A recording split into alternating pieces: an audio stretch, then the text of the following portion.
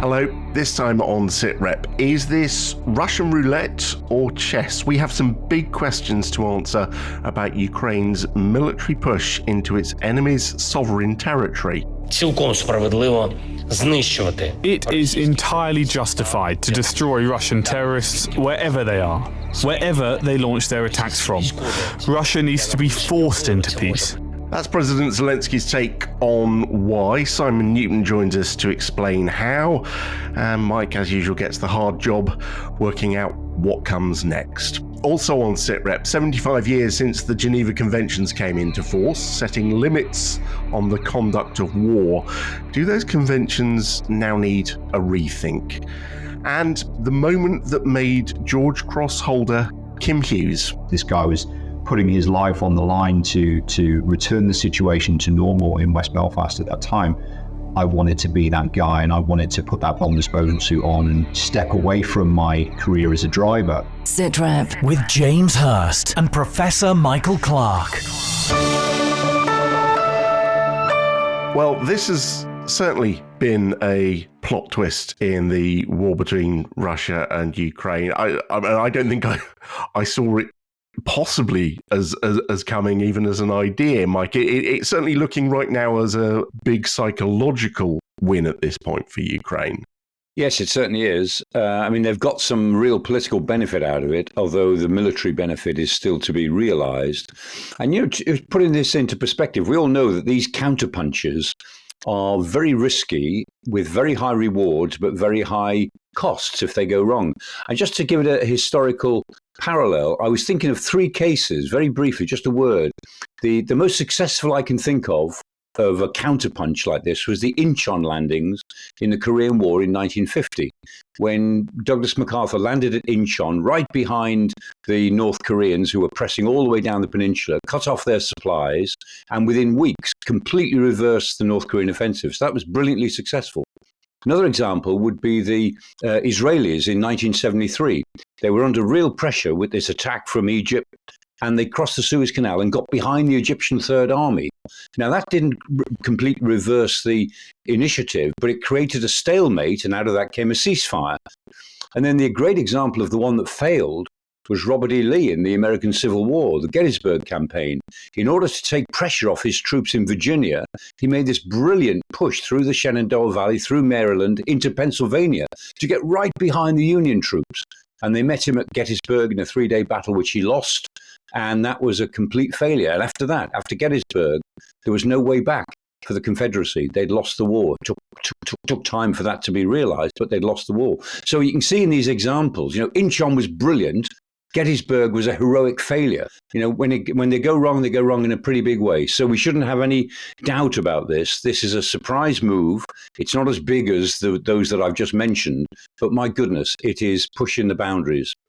Okay, well, there's a lot of questions to dig into, and that is why Simon Newton is with us once again, expert on all things Ukraine for Sitrep and BFBS Forces News. Can you explain how Ukraine did this? Because it's no mean feat, is it?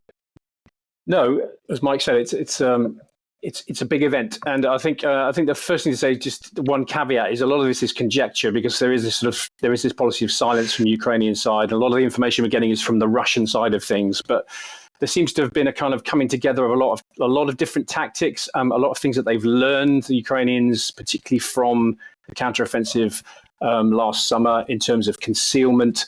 We heard that some of the soldiers involved in this, that even they didn't know what they were about to embark upon. There was this belief that perhaps Gerasimov, the chief of staff of Russia, was warned this was going to happen, but actually ignored those warnings. So that gave a window of opportunity. The raids that we saw earlier in the year into Belgorod by these Russian volunteers who fight for Ukraine, they now possibly on reflection look as if they were kind of dry runs to see what the Russian reaction would be, whether they would reinforce these areas of the front line significantly, which they didn't. Drone warfare has advanced. The Ukrainians have been able to take out some of these Orlan-10 reconnaissance drones that the Russians used to kind of blind the Russian commanders on the ground, stop them putting artillery onto their positions. They've also used electronic warfare effectively. We understand, found the Russian frequencies along that front line. They've been able to effectively switch them off. And the other big factor here, Mike would agree, is just the speed at which they've gone through. They've used lighter vehicles. They haven't stopped and dug in like they did on the counteroffensive. They just kept going, and that's not allowed the Russians to counterattack significantly. So it's a coming together of lots of little very clever military tactics that they've put in place. And obviously the big help here was this section of the border. They picked it very cleverly because it was just guarded by a thin layer, if you like, of these Russian conscripts. You mentioned that they pushed through in a lot of light vehicles. Have they taken in much heavy armour as well?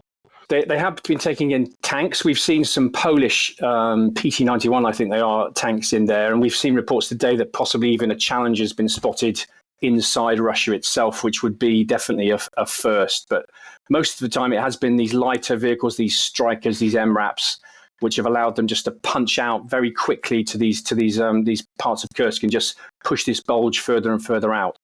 Mike, what to you looks like the ground strategy that Ukraine is taking here? I mean, is there a ground strategy, or is it simply taking advantage of a window of opportunity? No, I do think there has to be a ground strategy behind it. Otherwise, it's only political, it's only gesture politics. I mean, it's certainly having some big effect there. But unless they can keep the Russians unbalanced in some way, then there isn't there's no strategic benefit. Now, they are keeping the Russians unbalanced all the way along the frontier. So that, the whole land frontier between Ukraine and Russia is about 2,000 kilometers, about 1,200 miles. And there are 5 oblasts, 5 regions that border between the two countries. And 3 of those regions are in a state of some upset now. So Bryansk, Kursk itself, and Belgorod, further south, are all, 2 of them are under a state of emergency. All 3 of them are under counter-terrorist measures. And about 180,000 people seem to be on the move, being evacuated. So the Ukrainians are having some effect in making the border feel insecure. And that's part of the idea.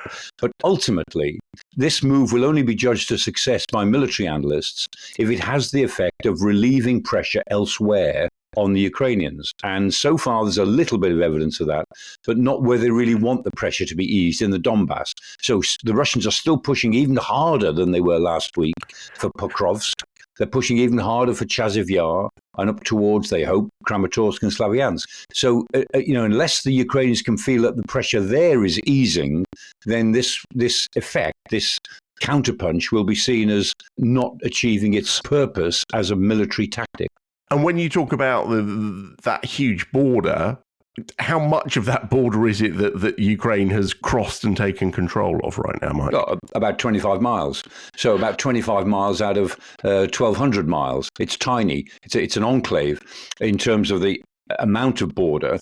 But either side of that, you've got literally, 100 miles either side, which is now insecure. And they're moving troops and they're digging more fortifications, another sort of 45 kilometers behind their border. So it's upset them because it's made it clear that whole border, a couple of 100 miles across that central span of border, north and south of Kursk, has to be regarded as insecure. So, Simon, Mike says this will be judged as real military success if it relieves pressure on Ukraine's forces in Ukraine. Do we have any idea of what forces Russia is moving in response to this right now? Well, again, this is information we're gathering from sort of online sources and things. We understand that, as Mike says, that they're not taking a huge number of forces away from these fronts, these battles around Pokrovsk, from Chasiv Yar, from Toretsk, these areas of the Donbass that they're trying to push through. They are effectively taking some of the soldiers that would have been sent there to rotate in and out. They're just redirecting them to Kursk, we understand. So there are just talk of some conscripts being sent as well. There obviously were conscripts there already, but Russian conscripts aren't supposed to be in combat, I think, until they've served for about 4 months. But there's some talk about them sending some very green conscripts into this battle. They're also are sending some good units, though. There's reports of them sending VDV paratroopers, some of their naval infantry, that the Russian Marines from the 80th Naval Infantry Brigade also going, and some of the artillery units, even from Kaliningrad, this enclave south of Lithuania. So they're pulling him in from all different places, possibly around 9 brigades I've read of Russian troops, or elements of, are being sent into this fight. And as Mike said, they're digging this. There's evidence they're digging this trench network about 45 kilometers inside Russia now to kind of almost turn this into a positional battle if it happens to grind to a halt at that point. And as you say, I mean, we're having to work on insights really from open source intelligence. But do we have any sense of how big and capable the Ukrainian force currently in the Kursk region is, and whether Ukraine is also reinforcing that at this point? Well, they have the issue that they are taking troops from those areas, from Chasiv, from the other battles that are taking place. So they have this balancing act to do, but they are taking that. We understand there's possibly elements of, again, 6 or so brigades of Ukrainian troops involved in this, between 10 and 15,000 troops. But might have a different figure, but that's what I've read. So there's some very capable air assault brigades, the 80th, the 82nd, and the 95th involved in this, and a couple of mechanized brigades as well. And as I said earlier, they've taken a lot of Western kit with them: Stryker, armored fighting vehicles, MRAPs, German Marders. We've seen this sighting possibly of a Challenger involved. And controversially, perhaps we've had these HIMARS strikes inside Russia, which has been, strictly speaking, the Americans say they can only use those and the MRLS for sort of defensive operations. But the Washington's kind of turned a blind eye to that, saying this is a defensive battle. So they have taken. Yeah, I say we believe about 15,000 Ukrainian troops involved, something around that sort of magnitude. I mean, Mike, let's just talk briefly about the Western response. Ukraine's Western backers seem to be, at least publicly, saying go ahead right now. Yeah, they have to say that. I mean, they're sounding all very relaxed, but I can promise you they're quite queasy about this, because the image of Western armored vehicles inside Russia is something they would have wanted to avoid. But the fact is, they can't gainsay the fact that the Ukrainians have got a right to defend their borders, and that requires going after the Russians close to the border. But it's all a question of depth. You and I would have had a conversation back in February 2020. I guess we're trying to get my years here. February 2022, where we probably would have said if you saw a single Western vehicle in Russia, that would be war with NATO. Well, we've also said, James, I mean, going back to then, that this crisis, you and I both agreed, this crisis will get more dangerous as it goes on. And we've seen in threshold after threshold being crossed. And every time a threshold is crossed, we're not going to give the Ukrainians HIMARS, long-range multiple launch rockets, and then we do. We're not going to give them tanks, and then we do. We're not going to give them aircraft, and then we do. We cross every threshold after saying we won't. And every time we cross a threshold, the Russians threaten everything. They threaten World War III, and they never do anything else because the Russians are already doing their worst. And in a way, the deterrent effect of Russian rhetoric is wearing off all the time. And so I think that we, the West, are still very nervous of the idea that Western weapons are used for deep strikes into Russia, but Western weapons on the frontier area we can live with. We're not entirely happy about it, but we recognize, I think, or our governments recognize, there is a strict military logic to this. And I suspect that the ban on deep strike weapons, Western deep strike weapons like Storm Shadow and Atacms, I think that will probably wear off as well in time. Okay, so the big question, where does this go next? How long is Ukraine going to have troops in this region, and what is their end game, do you think, Mike? Well, what happens next is the Battle of Kursk, the second Battle of Kursk. It hasn't really begun yet. I mean, this is all positional stuff, and this is maneuvering. And as Simon was saying, we can see the way forces are building up on both sides, and the battle is about to be joined. How long it lasts will be an interesting question. I don't think it'll last that long. I keep saying I think this battle will be measured in days and weeks, rather than weeks and months. I don't think it can last very long because the Russians cannot live with the idea that a piece of their territory has been invaded like this.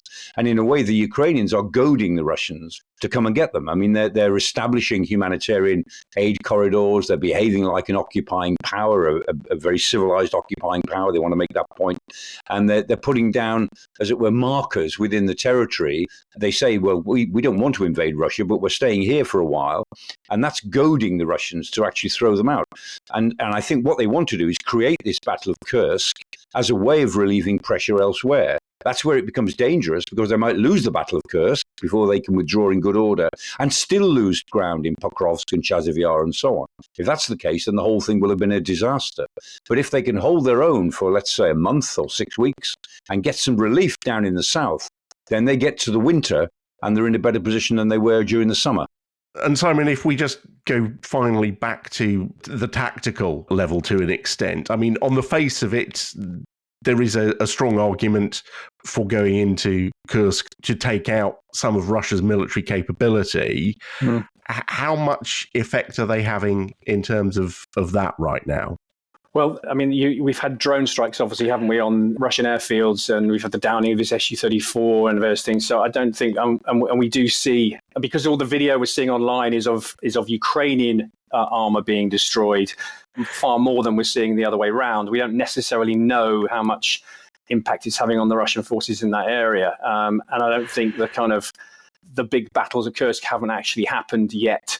We're sort of heading towards that. So they are bringing in more soldiers. We are going to work towards, this bigger battle. So I think for the Ukrainians, obviously, this is a very difficult gamble, because they are taking troops from elsewhere that they need, and manpower is their biggest issue and has been for some time now. And it isn't an issue for the Russians necessarily. They hit their recruitment goals. They have got conscripts. They've got contract soldiers they can put in, and they don't mind losing huge numbers of them. So in terms of attrition, I think we'll find out the answer to that question, in the coming weeks, I suppose.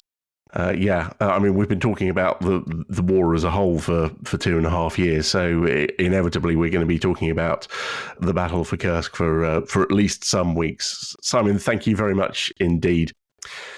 Now, in the war between Ukraine and Russia, troops on both sides have equal responsibilities and rights. But should they have that equality, given that it is Russia that chose this fight and Ukraine did not? The Geneva Conventions, which lay out these laws of war, have just reached their 75th anniversary. But much has changed in that time, and some believe the conventions need to change too, 75 years on. Every country in the world is signed up to them, but all too often we are seeing the rules being broken. Well, I've been talking to David Rodin. He's a regular lecturer in ethics to senior officers at the UK's Joint Services Command and Staff College. He's also co-director of the Oxford Institute for Ethics, Law and Armed Conflict. He's been telling me why he believes the current conventions effectively give permission for wars of aggression, and why he thinks that should change. At the very core of the Geneva Conventions is this idea that there is what we might call a moral or legal equality between combatants. So no matter whether you are serving on the just side of a war, defending your state against aggression, or the unjust side of the war, if you're an aggressive soldier, no matter which side you're fighting on, the law will give you the same set of obligations, but also the same set of permissions. So it will say to you, on either side, you are permitted to use force against enemy combatants. Now, from a moral perspective, that seems really problematic, right? So, take the example of Russia and Ukraine. Russian combatant who is fighting in Ukraine, let's say it's a combatant who wants to, respect the Geneva Conventions. Not all of them do, many of them do not. But let's say it's a Russian combatant who wants to respect the conventions, so does not target Ukrainian civilians, only Ukrainian military personnel. Now, according to the Geneva Conventions, as they're currently interpreted, that's completely fine. So it creates the permission to target those just enemy combatants. But from a deeper moral perspective, you could say, well, that just seems completely wrong. It gives the permission to kill people who are doing nothing more than rightly and properly and appropriately defending their homeland. So from a kind of moral perspective, you could say it's creating a widespread legal permission to create something that looks a lot like unjust killing or murder. Essentially, if you take that argument to what might seem an extreme but logical conclusion, you're then asking to outlaw war, and probably no state is going to do that, to sign up to that. Well, not necessarily. So what you would be doing is you would be saying that at the level of combatants, at the level of soldiers, not only of commanders and statesmen, that there is really an obligation not to engage in aggressive war. And remember, the prohibition of aggression is really the fundamental touchstone of all of the laws of war. I mean, it is really the fundamental core and basis. So what you would be saying is essentially soldiers, ordinary combatants, have to be thinking about not only targeting the right group, so avoiding targeting civilians, but also they would have to reflect on, is this actually a permissible war? Is it a war of self-defense? Is it a war perhaps of humanitarian protection? And it would be saying, if it's a war of aggression, then there is an obligation on you as an individual soldier not to participate in it. So that's different from saying that you're outlawing war in general, because it would still provide a permission to engage in those appropriate wars.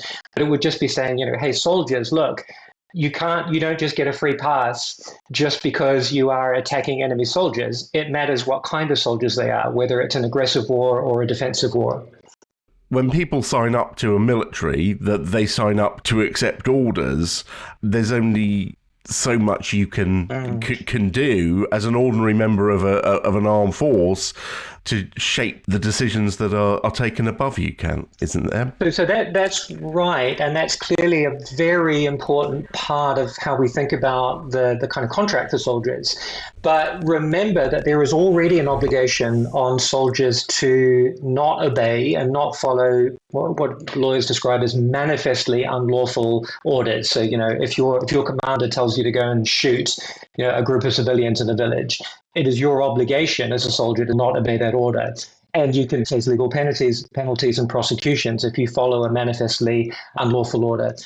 We have seen a lot of concern in the UK about lawfare, legal action against troops for actions in the line of duty.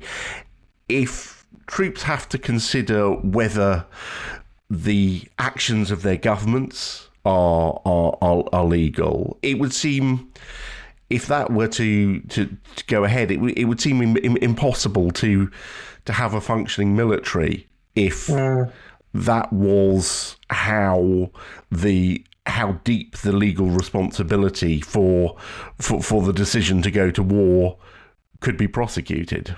Yeah, so it would certainly be a concern, but remember also that's not an old concern. I mean, these concerns were raised essentially at every point at which the laws of war were developed. It was raised about the original Geneva Conventions in 1949. It was raised around the additional protocols in 1977 that hugely expanded the scope of the Geneva Convention. So it's an old worry, and it's a worry that's been raised at every point at which the laws of war have been expanded. Now, that's not to say that it's a false worry, and there's no problem there, but it does suggest that there are ways that we can find an accommodation, and forces have found a way to fight effectively within those legal constructs and legal constraints.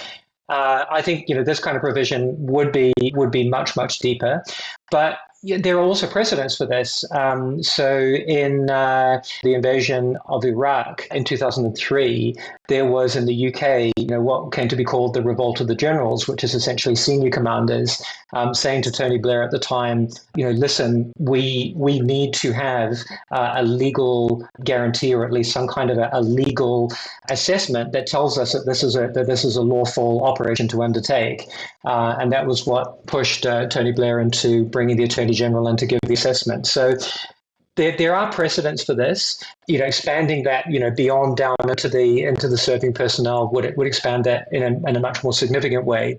But I think there are certainly a lot of people who say that would be to the good. It would create an additional constraint, an additional kind of reflection that would be required before military force is fielded, and potentially it may protect us against what turned out to be very foolish and very damaging deployments of military personnel. Iraq being a wonderful example of that. There's a great saying you hear a lot in military circles: don't let the perfect be the enemy of the good. And ultimately, the aim of the Geneva Conventions was not to stop war, but to set limits on it, to minimize that, because that was a realistic and effective goal.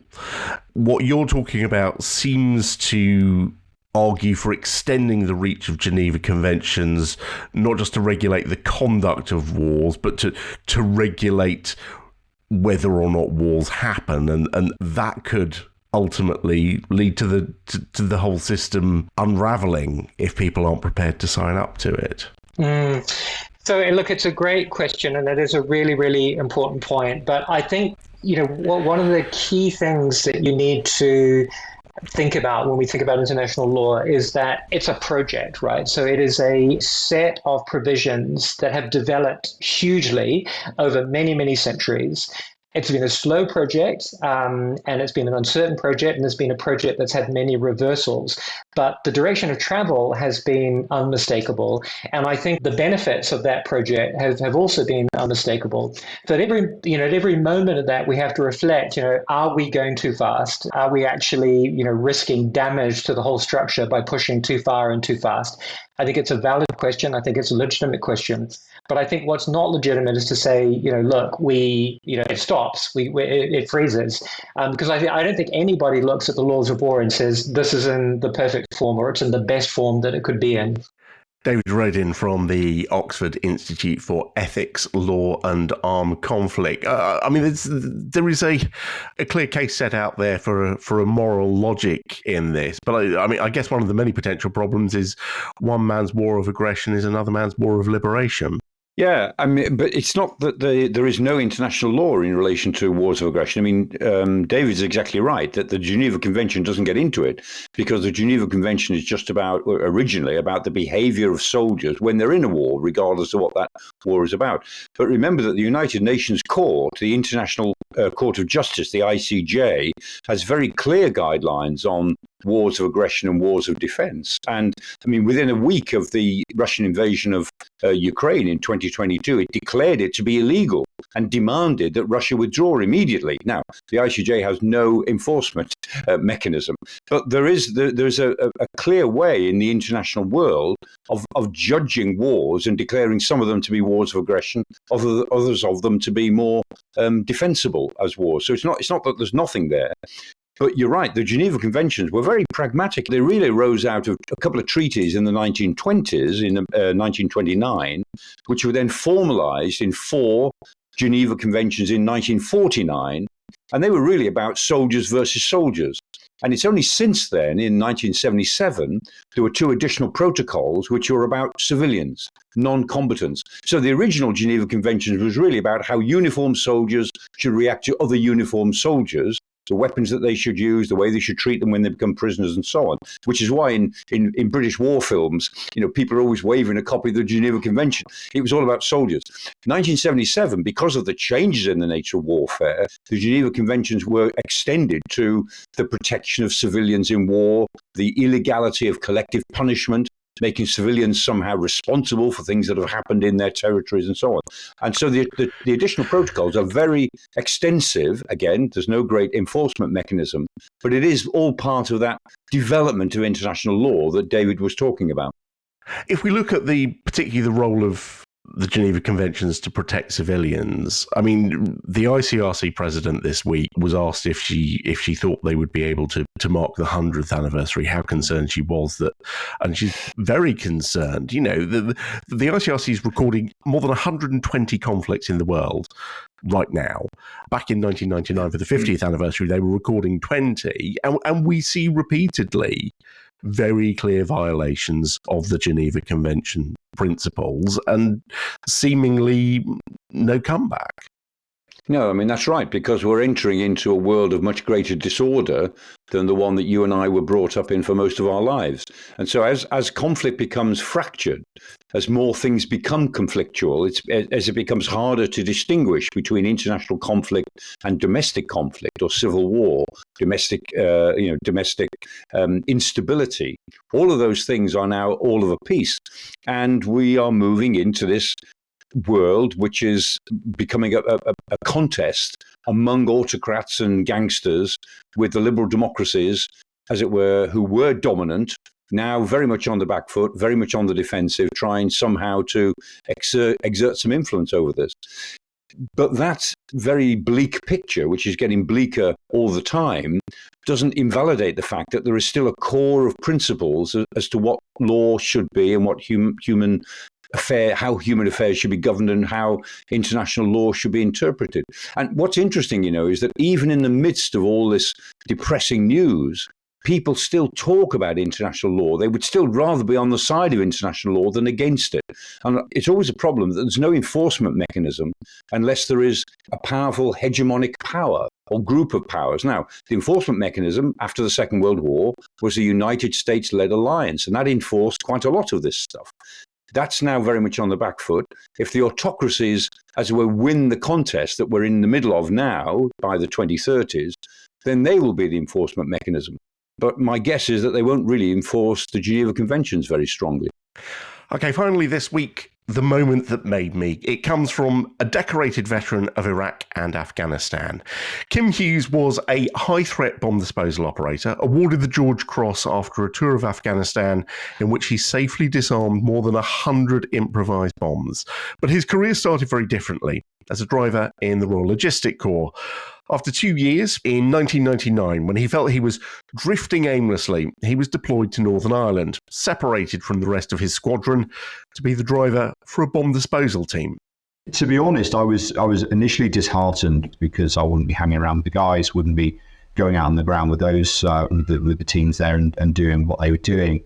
So initially, I wasn't over the moon. But then when I interacted with the bomb disposal teams in the early sort of stages of that deployment, I found it was completely the opposite. I was essentially with the core kit.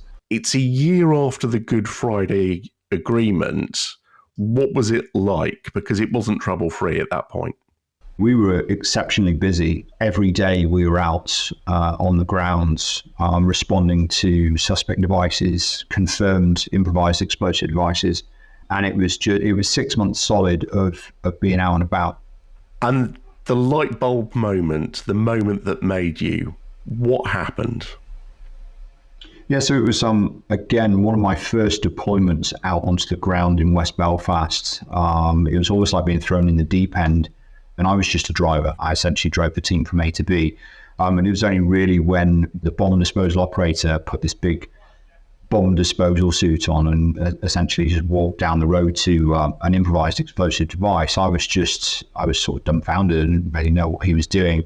And then the more questions I asked, the more information and figuring out that this guy was putting his life on the line to return the situation to normal in West Belfast at that time just absolutely shocked me. And it shocked me to the point where I wanted to be that guy, and I wanted to put that bomb disposal suit on and step away from my career as a driver and essentially go after the ammunition technician's course. What was it about seeing that made you think that's what I want? It was, I think it was a mixture of everything. I think although I'd only been a driver for a couple of years at that point, I didn't really see my career going any further than driving big army green trucks up and down the M1A1M. And I think it was a mixture of understanding what this individual was doing, understanding how improvised explosive devices work. I mean, when I was a kid, I used to take fireworks apart and figure all that sort of stuff out. And it just intrigued me. And knowing that there was something else beyond driving big army green trucks and to learn about, the chemistry behind explosives and why terrorist organizations do what they do and all that sort of jazz, it absolutely intrigued me. It's interesting you say you were fascinated with fireworks as a kid, and I think you wrote in your memoir that you kind of stood there and saw it and thought, I could be a soldier and play around with explosives. Yeah, it sort of all came together to be able to do that, and there's nothing quite like it, to be honest. It's great work. So at that moment you knew what you wanted to be, but you still had to get there. Yeah, absolutely. I mean, it's not something that you can just do overnight. I mean, there's loads of assessments, selection processes, psychometric evaluations to even be considered to be put forward for the training. And then once you jump through all those hoops, you're back in the classroom for the better part of 6-7 months, back in school, learning everything there is to know about ammunition. I mean, you do the ammunition part before you get anywhere near any kind of bomb disposal part. And it's essentially back in the classroom, learning how missiles work, grenades work, artillery systems work, ammunition storage, ammunition handling, all of that, just so that you can be an ammunition technician by trade. And then from that point on, you then go out into the wider world and learn the trade. And then if you're lucky and fortunate enough, you can move into the sort of bomb disposal world. I think in the first half of your training, 10 out of 30 got to go on. So you were part of the minority, and yet you always saw yourself as someone who struggled with school, who struggled with learning. Yeah, absolutely. And I wholeheartedly hold my hand up to the fact that I did struggle with reading and writing and whatnot. And I did struggle when I went back on the course. You know, I consider myself to be more of a practical individual rather than, you know, sitting in a classroom. And it was difficult. And I had to teach myself, you know, maths. I had to teach myself physics and all that sort of jazz, and was helped massively throughout that process. How then did you get through it? Had something in you changed? Yeah, I think it was because I wanted it more than anything I've ever wanted. You know, I wanted to be that guy that put the bomb disposal suit on, the guy that was solving the problems for the police and assisting, whether it be in Northern Ireland or wherever it may be. And I found when I was a driver, I didn't really necessarily have that sort of personal drive to be better. And it's only when I saw that individual in a bomb disposal suit that made me realize there was other stuff out there I could be getting after. So from the start of your training, how long was it before you were out on the ground dealing with bombs? So as I said previously, you to even get considered to do any kind of bomb disposal in the improvised sense, you have to be an ammunition technician by trade. You have to go out there into the wider world and learn your trade. And I was only a lance corporal by the time I passed my training. So I had a couple of years before I could come back on what is known as an upgrading course, which will then allow me to do my bomb disposal course. So yes, I was out and about. I did various tours of Northern Ireland. I went back to Northern Ireland and into Bosnia. I went to Iraq, where I was doing conventional munitions disposal, so destroying conventional munitions, hand grenades, artillery shells, blind ammunition natures that have failed on the range, all that sort of stuff. But the improvised explosive device piece, as an operator, as the guy that puts the bomb disposal suit on, it probably took me about 7 years to get to where I needed to be to do that. And what a career from there. When you reflect on everything you did in Iraq and Afghanistan, earning yourself a George Cross for the more than 100 IEDs you disposed of, does it all hinge on that moment? Yeah, it does. I mean, I wouldn't have become an instructor at our bomb disposal school. I wouldn't have made the relationships I've made the friends I've made, past the high threat bomb disposal course, deployed, if I hadn't have had that moment in Northern Ireland. I mean, where would I have been now? Absolutely no idea. Probably driving for Esso or something like that, I would assume. What kind of person do you think all that experience has made you? I'd like to say older and wiser. It certainly made me appreciative of effort that is required to get where you want to be in your career and your life. It's made me more patient within reason. Certainly when recovering from deployments in the likes of Afghanistan, you know, when it's the classic whole army hurry up and wait. Yeah, an appreciation for patience. So yeah, it's good. And being a person that's able to pass on that information and pass on that training and that knowledge has certainly pushed the way for me. Kim, it is quite an incredible story. Thank you so much for sharing it with us. No, thank you for having me. Talking to Kim after what we've been discussing with the Geneva Conventions, Mike, I mean, it strikes me he is one of many people in the armed forces who do jobs that are entirely focused on reducing threats and protecting lives. Yes, and I remember David Richards. I once asked him when he was Chief of the General Staff. I said, being a soldier, did that ever cause you any moral doubts? And he said, no. He said, because I know that my actions occasionally save people's lives, and I was pretty proud of that. And I think that's absolutely right. But what's interesting about Kim's story, in a way, he's one of those people, a bit like being a combat pilot. Their job is to go into extremely dangerous situations for a short period, and then go back to all the home comforts in the evening, go back to their families, go back to the mess.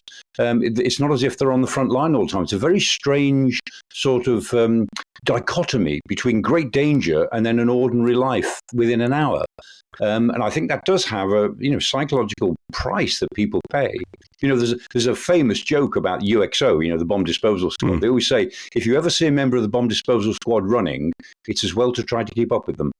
Or possibly run in the opposite direction. It depends whether they're incoming or outgoing, doesn't absolutely, it? Yeah. Mike, thank you so much. Good to see you again. That is all for now. Thank you to all of our guests. Professor Michael Clarke and I will be back with another Sitrep next Thursday. In the meantime, you can stay up to date with all the latest on our website. That's forcesnews.com. From now, though, from me, James Hurst, thank you for listening. Bye-bye.